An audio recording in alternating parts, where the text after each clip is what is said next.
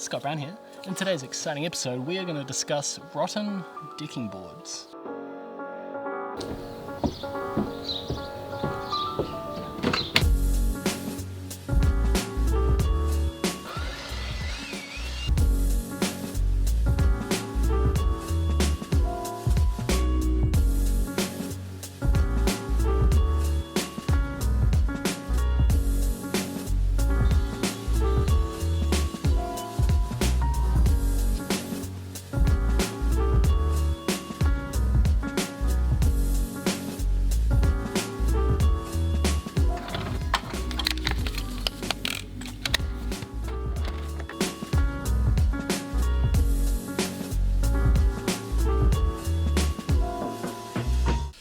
Hey guys, so I've cut out this part of the decking that was rotten, and we're going to put in a border here, just like this.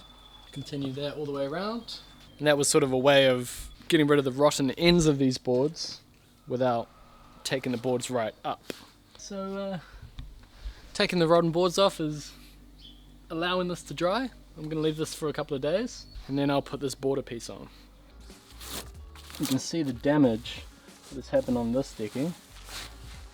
All the bamboo leaves have just stayed here, got wet, and just become a sort of swamp of water and worn away the top of this decking.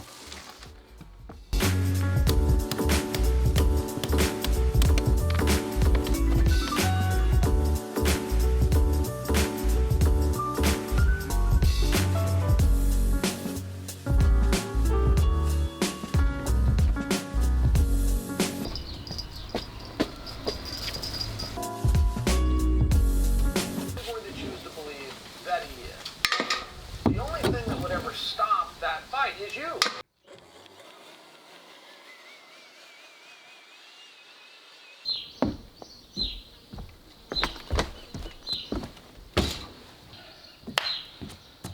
Let's do some decking.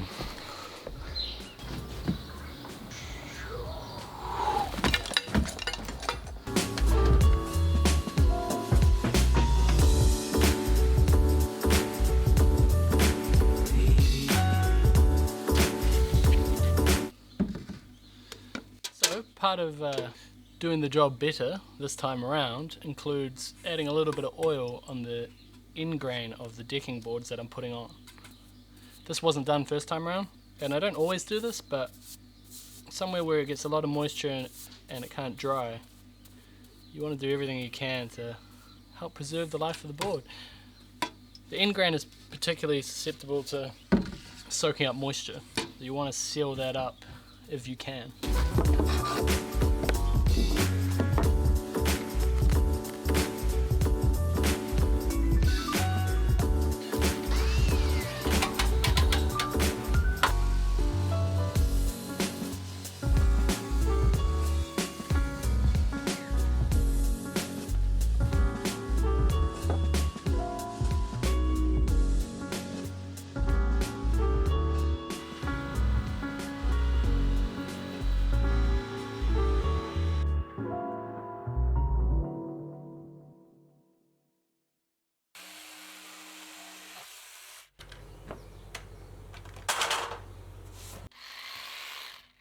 Thanks to my mate Cameron, this is my first time using a Festool jigsaw and also a barrel grip jigsaw.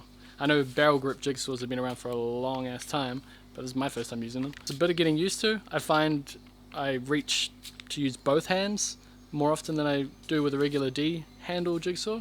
Also, I've got it on an automatic setting so the speed adjusts as you're using it. So when you're getting started, the speed is quite low, and then as you hit tougher timber, the speed goes up in order to get through it. So that takes a bit of getting used to, because you get started and then... So that takes a bit of getting used to. The light's cool, the light works well. I notice it strobes sometimes, I don't know why. I'm not sure how you adjust the angle of the base plate, but I haven't needed to do that yet. I don't know, man, I mean it's a jigsaw, right? I've only used out of cordless I've only used the battery Makita, which Pato has.